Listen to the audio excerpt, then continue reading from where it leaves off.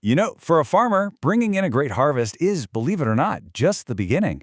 The real tough part, the decision that can literally make or break their entire year, is figuring out how to get all that amazing produce from their field to the market. And that question, it's a huge one, because there's no single right answer.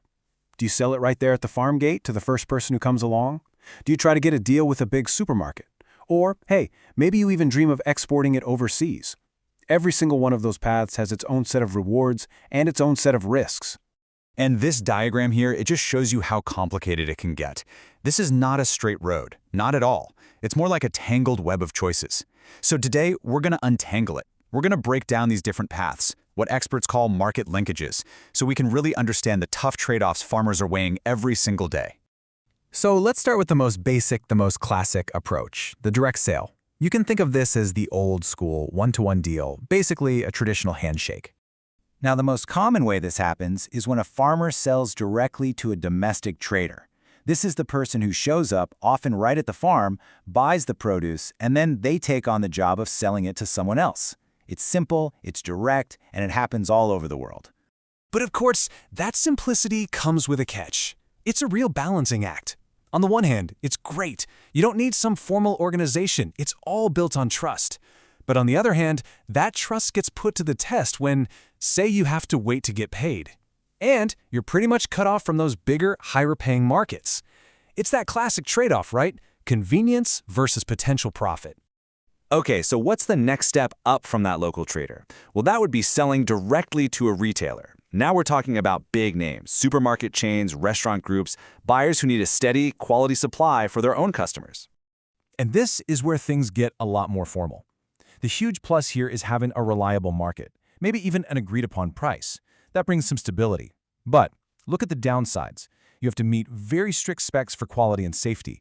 And that risk of getting paid late, it's still there. Sometimes it can drag on for up to 90 days.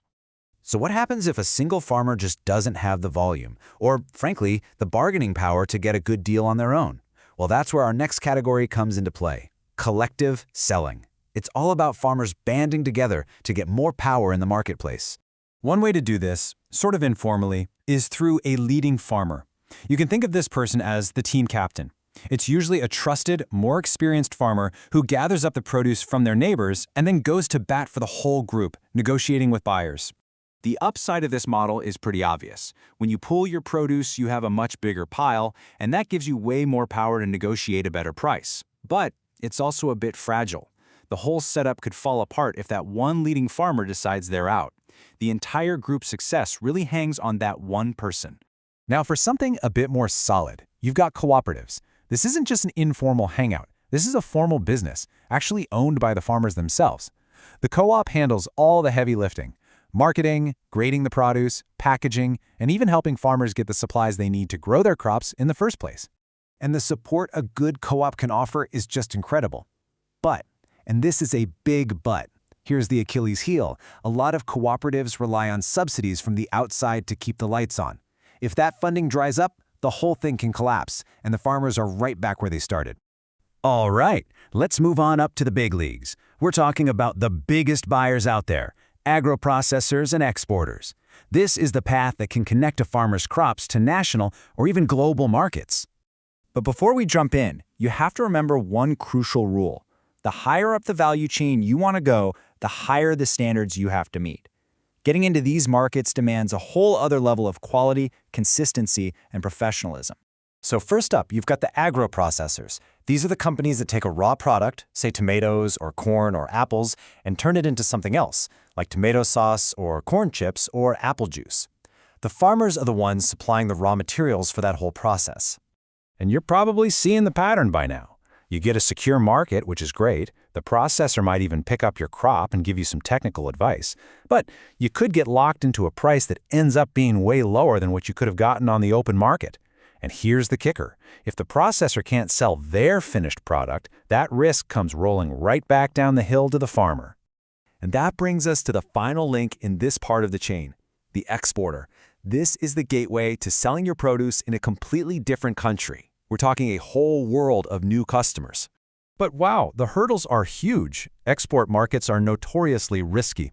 You have to navigate this insane maze of international standards, get certifications like organic or fair trade, and prove you can trace your product every step of the way. For a small farmer, honestly, it's a monumental task. And it really all boils down to this. The chance to make big returns is what pulls people in, but it is the definition of a high-risk, high-reward game. The barriers to get in are just so high, and there is absolutely no guarantee of success. Okay, finally, let's look at one more model that's a little different, and it can actually apply to a lot of these buyers we've talked about. It's called contract farming. This isn't about selling your crop after you've harvested it. It's about making a deal before you even put a seed in the ground. So, with a contract, a company promises to buy your crop at a price you both agree on. They'll often provide seeds, fertilizer, and advice, which takes a ton of uncertainty out of the equation for the farmer. But that security can have a price. The contracted price might be lower than the market price, and sometimes this power imbalance can lead to a lot of mistrust between the farmer and the company. So, we've gone through all these different ways a farmer can get their crops to market, from a simple handshake deal all the way to a complex international contract. What's the main takeaway from all of this? It's simply this. There is no silver bullet. There's no one best way that works for everyone. The right path is completely situational. A farmer growing tomatoes might do best selling to a local processor, while a coffee grower halfway across the world might need a fair trade cooperative to succeed. It all comes down to their crop, their resources, and honestly, how much risk they're willing to take on. And that really leaves us with a huge question for all of us.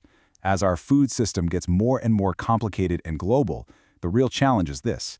How do we build these connections in a way that's fair, that's transparent, and that ultimately empowers the very farmers who feed us all?